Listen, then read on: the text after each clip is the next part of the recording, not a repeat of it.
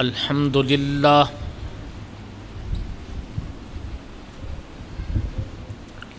الحمد للہ المتوحد بجلال ذاتہ وکمال صفاتہ المتقدس فی نعوت الجبروت عن شوائب النقص وسماتہ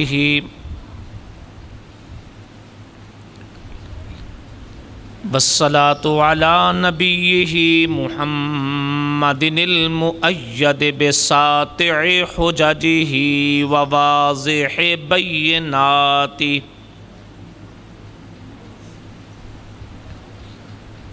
وعلی آلہ وصحبہ ھداة طریق الحق وحماتہ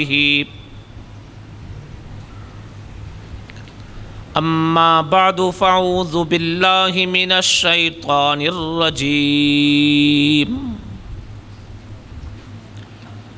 بسم اللہ الرحمن الرحیم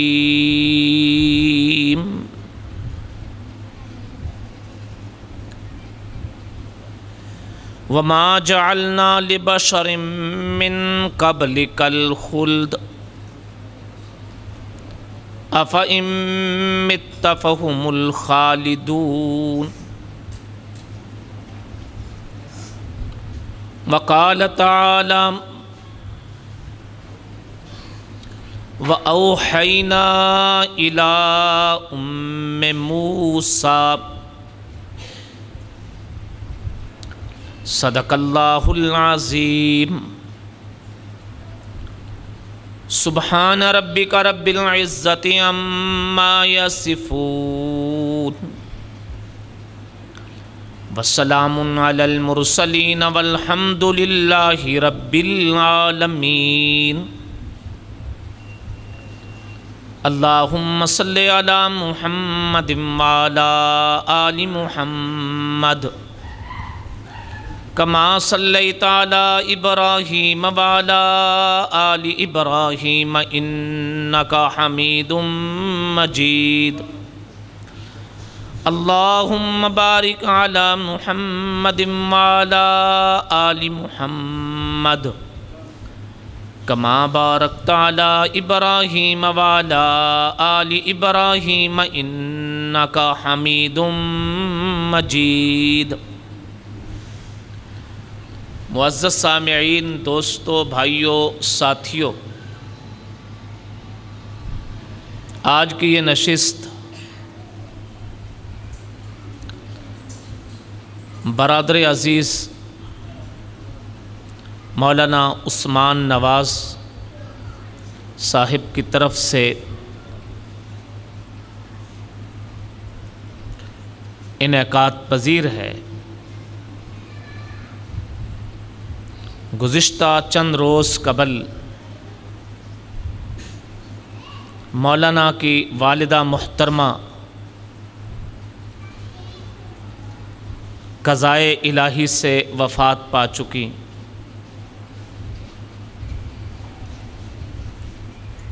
آج کی یہ نشست انہی کی یاد میں منعقد کی گئی ہے۔ کسی بھی شخصیت کی وفات کے بعد جب اس طرح کا اجتماع ہوتا ہے، ایسے اجتماع کے بالعموم 3 مقاصد ہوتے ہیں۔ ایک مقصد ہوتا ہے وفات پانے والے کے لواحقین سے اظہار تعزیت، غم کی گھڑی میں ان کو حوصلہ دلانا، ایسے بول بولنا جن سے ان کا غم ہلکا ہو جائے، دل کو تسلی ہو جائے۔ دوسری غرض ہوتی ہے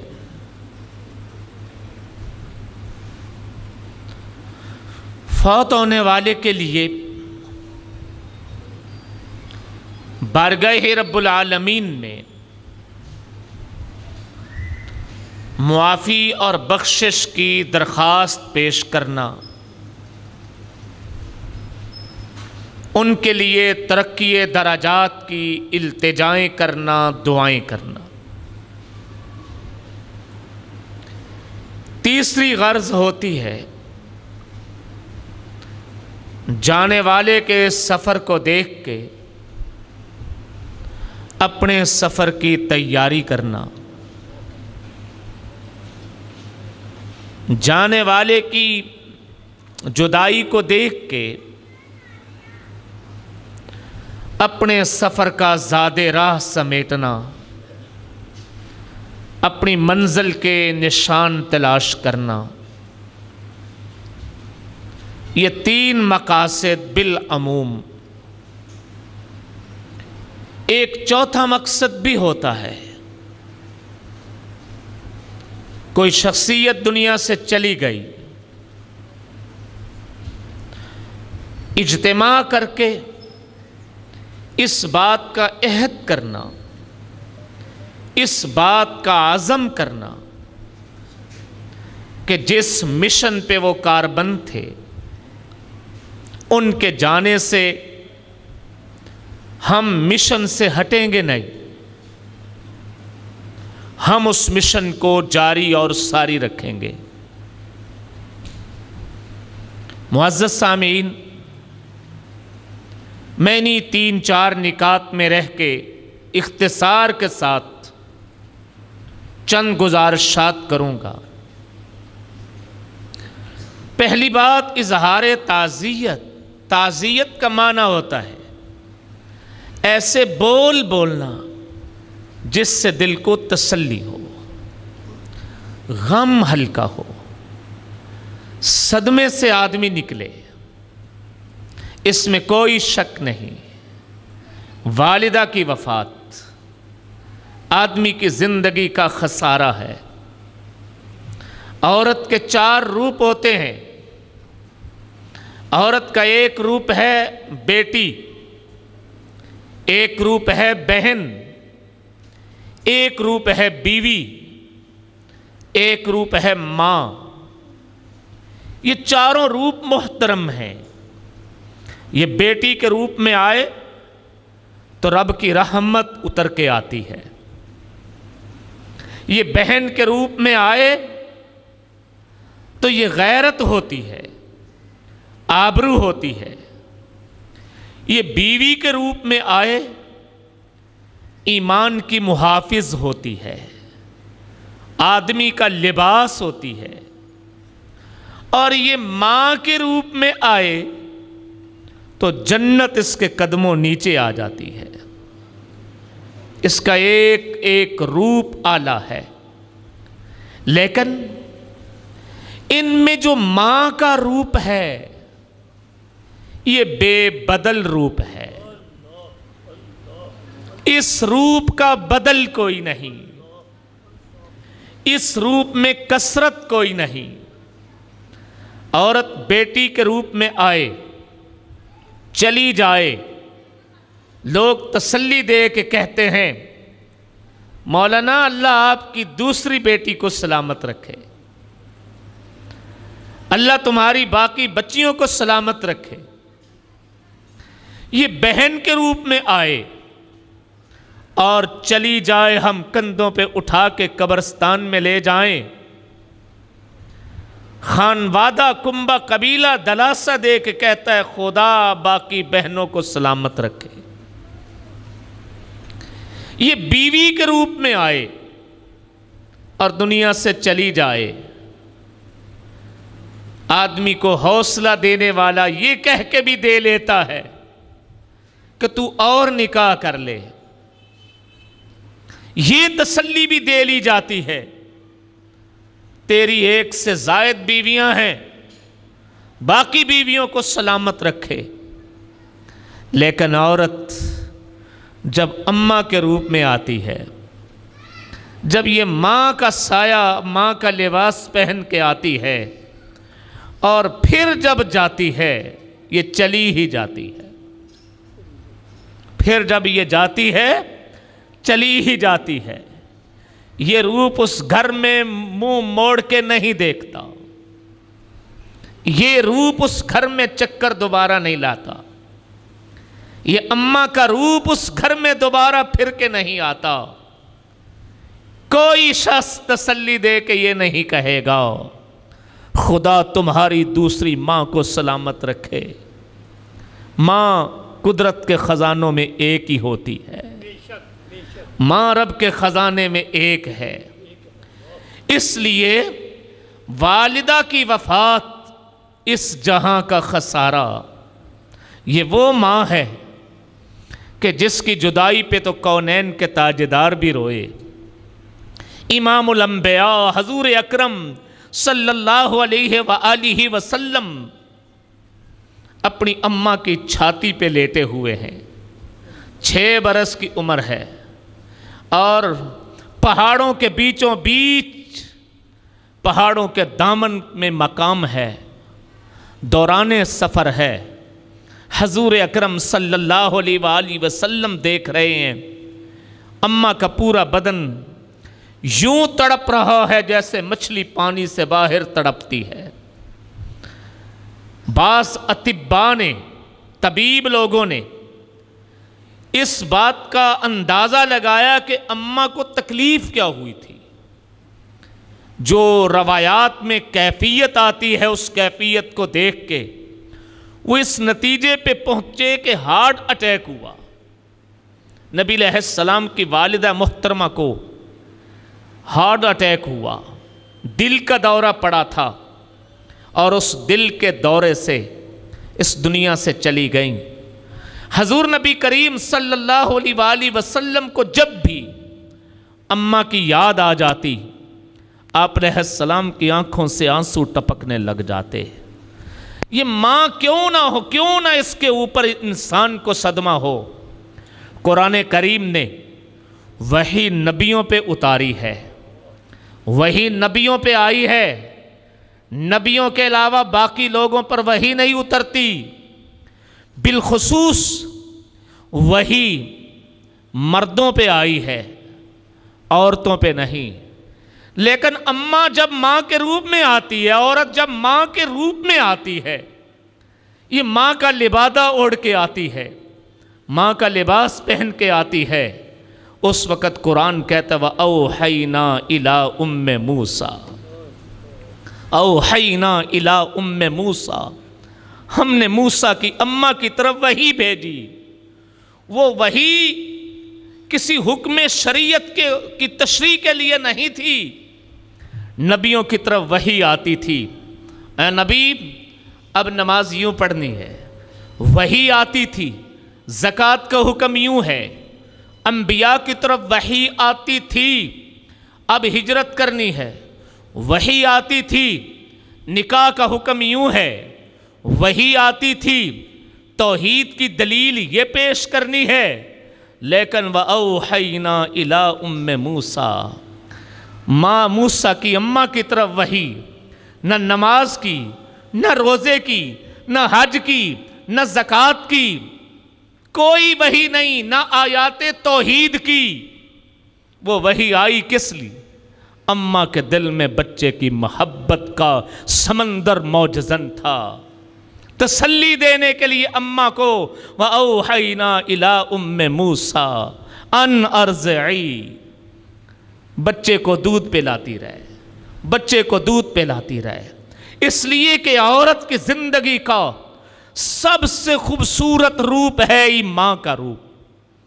أَوْحَيْنَا إِلَىٰ أُمِّ مُوسَىٰ أَنْ أَرْضِعِي، دودھ پلا اپنے بیٹے کو۔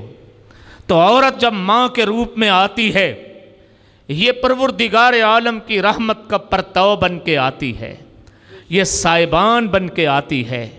قرآن کریم نے ماؤں کے تذکرے کیے ہیں، وہ بھی ایک ماں تھی جو اپنے بچے کے لیے پل پل کروٹ کروٹ ساری ساری رات جاگ رہی ہے، اور پھر اللہ نے اس اماں کو تسلی دی फरददनाहु, हम बच्चे को इला उम्मी ही, उसकी माँ के पास वापस पलटा देंगे।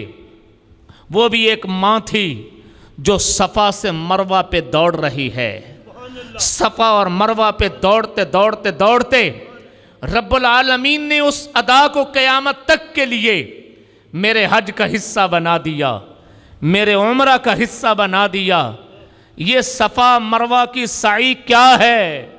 एक अम्मा की तड़प है, एक अम्मा का प्यार है, एक अम्मा की उल्फत है। ये आज पूरी दुनिया जिस चश्मा से सैराब हो रही है, जिस पानी को मुकद्दस समझ के घूंट घूंट लेके पी रही है, जिस पानी से गुस्ल करना अपने लिए नाजायज़ समझती है पूरी उम्मत, और सदियों से ये चश्मा चल रहा है, जारी व सारी है, जिसे हम आब ज़मज़म कहते हैं। ये आब ज़मज़म क्या है? एक अम्मा की मोहब्बत का इनाम है। ये अम्मा की मोहब्बत का इनाम है। एक माँ को इनाम मिला अपने बच्चे से मोहब्बत का, अम्मा को बच्चे से प्यार का इनाम है। ये इनाम आज पूरी दुनिया इस इनाम से फ़ायदा उठा रही है। तो माँ का रिश्ता कोई मामूली रिश्ता नहीं हुआ करता। इसलिए माँ के जाने का वाकई एक गम होता है, सदमा होता है। बिलाशुबो मेरे भाई उस्मान को, इसके बाकी भाइयों को ये सदमा सहना पड़ा। लेकिन मेरे दोस्तों, ये वो गम है, ये वो सदमा है जो हर बेटे को सहना ही सहना है, हर बच्चे को सहना ही सहना है। वो बेटा मौलाना नासिर की शक्ल में हो तब सहना है, वो बेटा मास्टर साहब की शक्ल में हो तब सहना है, वो बेटा मौलाना उस्मान नवाज की शक्ल में हो तब सहना है, वो बेटा कायनात के ताजदार मुहम्मदुर रसूलुल्लाह की शक्ल में हो तब सहना है। इसलिए कि इसके पीछे परवरदिगार आलम का कानून है, खुदाई ज़ाब्ता है कि जिसको मैंने भेजा है मैंने उसको लेना भी है, उसको बुलाना भी है। अगर कायनात में हमेशा रहने का किसी को हक होता, अल्लाह की कसम ये हक इमामुल अंबिया का था। हमेशा हमेशा किसी को ज़िंदा रहने का हक होता कि वो इस जहां में अपने मुरीदीन में, अपने मुतअल्लिकीन में, अपने मुहिब्बीन में रहे और उनको अपने अनवार की बरक़ात की बारिश बरसाता रहे, अपने चेहरे के, अपने इल्म के फ़यूज़ व बरक़ात उन तक पहुँचाता रहे। तो ये हक कायनात के ताजदार का था, जो सिर्फ अरब के नबी नहीं, अजम के नबी नहीं, वो तो सकलैन के नबी थे, अरब व अजम के नबी थे, शर्क गरब के नबी थे, शमाल जनूब के नबी थे, जिन्नो इंस के नबी थे, तयूरो वहूश के नबी थे। आलमीन में रब की रबूबियत थी तो आलमीन में उनकी नबुव्वत थी। उनका हक था कि वो रहते, लेकिन हमेशा रहने को रब्बुल आलमीन ने ज़ाब्ता नहीं बनाया। बिलाखिर वो भी दुनिया से गए हैं और उनके भी औलादें उनके ऊपर रोई हैं, उनके मुहिब्बीन की आंखों में भी आंसू आए हैं। सैयदा खातून जन्नत सैयदा फातिमतुज़ ज़हरा रज़ी अल्लाह ताला अन्हा, वो अपने अब्बा आका अलैहिस्सलातु वत्तस्लीम की वफ़ात पे रोई हैं। उनकी ज़ुबान पे भी वो मरसिया जारी हुआ है कि मेरे अब्बा की रहलत के बाद मेरे ऊपर जो गम आए, जो सदमे आए, वो अगर पहाड़ों के ऊपर आते, दिनों के ऊपर आते, ये अपनी हैयत ही बदल जाते, ये अपनी कैफियत ही बदल जाते। तो मैं अर्ज़ कर रहा हूँ, ये गम तो आना ही आना था, किसी को आज आया, किसी को कल आया। हिकमत और फ़लासफ़ा की दुनिया में एक बहुत बड़ा नाम गुज़रा है अफलातून का। अफलातून, उसके पास एक बूढ़ी खातून आई और रोई जा रही है, रोए जा रही है। अफलातून ने पूछा, अम्मा क्यों रो रही है? माँ ने कहा, हकीम साहिब میرا جوان بیٹا وفات پا گیا، ایک ہی بیٹا تھا، اس بیٹے کی جدائی پہ رو رہی ہوں اور آپ کے پاس اس لیے آئی ہوں۔ دنیا کہتی ہے افلاطون بڑا حکیم ہے، جنگل میں چلا جائے تو جنگل کی جڑی بوٹیاں بول بول کے بتاتی ہیں ہم فلاں بیماری کا علاج، فلاں بیماری کا علاج۔ میں آپ کے پاس آئی ہوں، کوئی ایسی بھی بوٹی دیجئے، کوئی ایسا بھی نسخہ دیجئے، کوئی ایسی بھی پھکی دیجئے کہ میرے بچے کی روح دوبارہ پلٹ آئے، میں اپنے بیٹے کو پھر سے زندہ و سلامت دیکھ لوں۔ افلاطون حکیم اور دانا تھا، سمجھ گیا کہ اماں وہ فلسفہ اور حکمت کے زبان نے سمجھے گی۔ کہنے لگا اماں ہاں ہاں ہاں میرے پاس پھکی ہے، میرے پاس پھکی ہے، تیرا بیٹا زندہ ہو جائے گا، بس تو ایک چھوٹا سا کام کر، پانی کا ایک گلاس لے آ، جس گلاس پھکی منہ میں ڈال کے وہ پانی پھر ڈالنا ہے، بس گلاس ایسے گھر سے لے کے آنا جس گھر میں فوتگی نہ ہوئی ہو۔ اماں سمجھی کہ بڑا سادہ سا کام ہے، نکلی، ایک گھر دستک دے دی، جی اماں جی پانی کا گلاس چاہیے، اماں لے جاؤ بسم اللہ لے جاؤ۔ اچھا بیٹا یہ بتاؤ تمہارے گھر کوئی فوتگی تو نہیں کسی وقت ہوئی ہو، کبھی ہوئی ہو؟ بس یہ جملہ بولنے کی دیر تھی کہ جوان عورت ٹپ ٹپ ٹپ آنکھوں سے آنسو گرنے لگے۔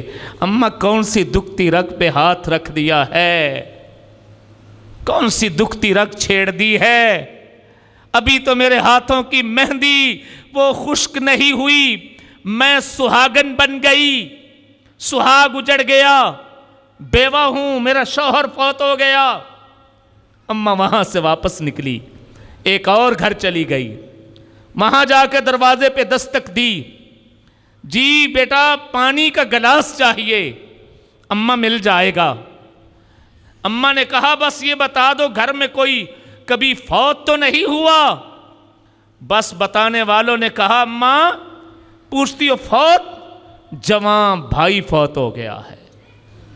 پوری بستی کے گھر گھر پہ دستک دے دے کے اماں پلٹ کے واپس آ گئی اور آ کے کہنے لگی حکیم صاحب معاف کرنا، میں نے آپ کو تکلیف دی ہے، آج میں مان گئی ہوں کہ جس غم سے میں گزری ہوں دنیا گزر رہی ہے۔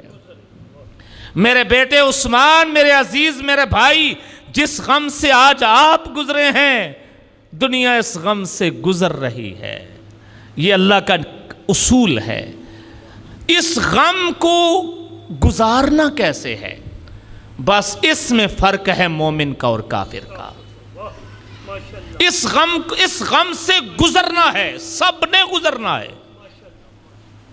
مجھے نہیں علم اپنا بھائی عثمان آپ کے والد صاحب حاجی نواز صاحب کی والدہ محترمہ ہیں یا وفات پاک، آپ جس صدمے سے آج گزرے ہو آپ کے والد کل گزر چکے ہیں، آپ کے والد کل گزر چکے ہیں۔ مولانا ناصر محمود صاحب اس صدمے سے گزر چکے ہیں، والد کا بھی اور والدہ کا بھی۔ والد کے صدمہ سے میں گزر چکا ہوں، میری اور مولانا کی بڑی پرانی شناسائی ہے، اکٹھے ہم نے جمعہ پڑھا، مجھے اطلاع آ گئی کہ آپ کے والد صاحب اللہ کو پیارے ہو گئے، میں اور مولانا اکٹھے گھر جا رہے ہیں۔ اللہ کی شان، اللہ کی شان۔ میرے والد صاحب جب اللہ کو پیارے ہوئے تو ہم اکٹھے تھے، اکٹھا جمعہ پڑھا، سفر اکٹھے کیا، مجھے اطلاع آئی ہم اکٹھے جائے۔ جس دن مولانا کے والد صاحب اللہ کو پیارے ہوئے اس دن بھی ہم اکٹھے تھے، اکٹھے سفر کر رہے۔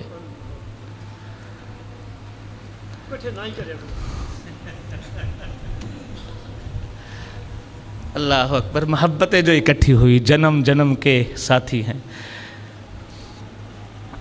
تو میں عرض یہ کر رہا ہوں کہ یہ غم گزارنا کیسے ہے، گزرنا سب نے ہے۔ کوئی کہے انکار کر کے دیکھے انکار کر کے کہ جی میں باپ کا غم نہیں برداشت، یا اماں کا، کسی کا بھی، میرے گھر میں کوئی فوتگی نہیں ہوگی، کہہ کے دیکھے، کوئی نہیں ہے۔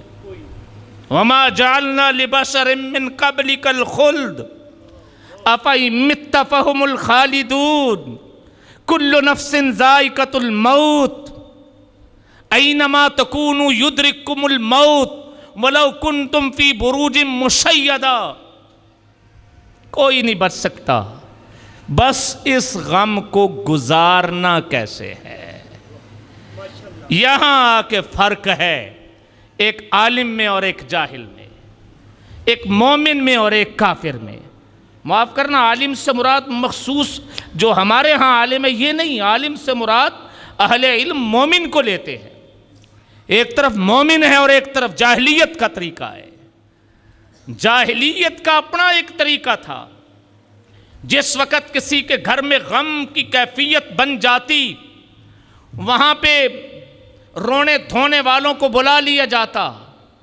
جاہلیت کا طریقہ یہ تھا، وہاں کرائے پہ بندے آ جاتے، کرائے پہ عورتیں آ جاتی، مرنے والے کا مرثیہ کرتے، مہینہ مہینہ تک اس کے اوپر رویا دھویا کرتے۔ اور جاہلیت کا طریقہ یہ تھا کہ اپنے عورتیں سر کے بال نوچ لیتی۔ جاہلیت کا طریقہ یہ تھا کہ اپنے سینے کو پیٹنے لگتے۔ جاہلیت کا طریقہ یہ تھا اپنے چہرے کو پیٹنے لگتے۔ جاہلیت کا طریقہ یہ تھا حکم الہی کے اوپر شکوے کرنے لگ جاتے کہ مولا تجھے خیال نہیں آیا غریبوں کا، مولا تجھے رحم نہیں آیا اس چھوٹے سے بچے پہ، اس کے باپ کو اٹھا لیا، اس کی اماں کو اٹھا لیا۔ یہ جاہلیت کے طریقے ہوا کرتے تھے۔ پیغمبر اسلام حضور نبی مکرم شفیع معظم حضور اکرم صلی اللہ علیہ وآلہ وسلم نے آ کے غم گزارنے کا، غم سہنے کا ایک انداز بتلایا، ایک طریقہ بتلا دیا۔ یا ایھا الذین آمنوا استعینوا بالصبر والصلاۃ ان اللہ مع الصابرین۔ اگلی آیت وَلَا تَقُولُوا لِمَنْ يُقْتَلْ، اس سے اگلی آیت وَلَنَبْلُوَنَّكُمْ بِشَيْءٍ مِّنَ الْخَوْفِ وَالْجُوعِ وَنَقْصٍ مِّنَ الْأَمْوَالِ وَالْأَنفُسِ وَالثَّمَرَاتِ وَبَشِّرِ الصَّابِرِينَ الَّذِينَ إِذَا أَصَابَتْهُمْ مُصِيبَةٌ قَالُوا إِنَّا لِلَّهِ وَإِنَّا إِلَيْهِ رَاجِعُونَ۔ فرمایا یہ ہے غم سہنے کا انداز۔ جان چلی جائے، بچے چلے جائیں، مال چلا جائے، نقصان ہو جائے۔ الذین اذا اصابتہم مصیبہ قالوا انا للہ، تو ان کی زبان پہ اللہ کے شکوے نہیں آتے، اللہ کی شکایتیں نہیں آتی، بلکہ زبان پہ جملہ آتا ہے انا للہ و انا الیہ راجعون۔ یہ جملہ صرف عربی کے چند لفظوں کے مجموعہ کا نام نہیں، اس کے پیچھے چھپا ہوا عقیدہ ہے، ایک نظریہ ہے، ایک سوچ ہے۔ عقیدہ نظریہ کیا ہے؟ انا للہ، انا للہ، میری رگ رگ رب کی ہے، میرا ذرہ ذرہ میرے اللہ کی عطا ہے۔ انا للہ، میں ہی نہیں، میرا سارا کنبہ قبیلہ خانوادہ جب ہیں ہی ہم رب کے، وَإِنَّا إِلَيْهِ رَاجِعُونَ، اور جانا بھی اسی کے پاس ہے، تو پھر کیوں شکوہ جب مرضی بلا لے۔ تو اس کو صبر کے ساتھ گزارنا ہے، صبر کی کیفیت میں گزارنا ہے۔ تو میں عرض کر رہا تھا ایسے اجتماعات کے بالعموم 4 مقاصد ہوتے ہیں۔ پہلا مقصد اظہار تعزیت، دوسرا مقصد دعائے خیر۔ واقعی دعائے خیر مومن کا ایک بہترین تحفہ ہے، اس سے بہتر تحفہ نہیں ہے، لیکن ذہن میں رکھیے ان دعاؤں کو، اس بہترین تحفے کو، خوبصورت تحفے کو رسموں کی زنجیروں میں نہ جکڑیں، رسومات کی ہتکڑیاں نہ پہنائیں، رسومات کی زنجیریں نہ پہنائیں کہ آج فلاں تیجا 7واں 10واں بس ان دنوں میں دعا ہوگی۔ دعا نہ سالانہ کی بنیاد پہ، نہ ماہانہ کی بنیاد پہ، بلکہ بیٹا اپنے ماں باپ کے لیے دعا کرے روزانہ کی بنیاد پہ۔ کس بنیاد پہ؟ کس بنیاد پہ؟ روزانہ کی بنیاد پہ دعا کیجئے، روزانہ کی بنیاد پہ۔ دعا ہی تو وہ سرمایہ ہے کہ جس کے لیے دنیا والوں نے 3 پابندیاں لگائی ہیں، رب نے تینوں اٹھا لی۔ دعا کا معنی ہوتا ہے درخواست کرنا، مانگنا۔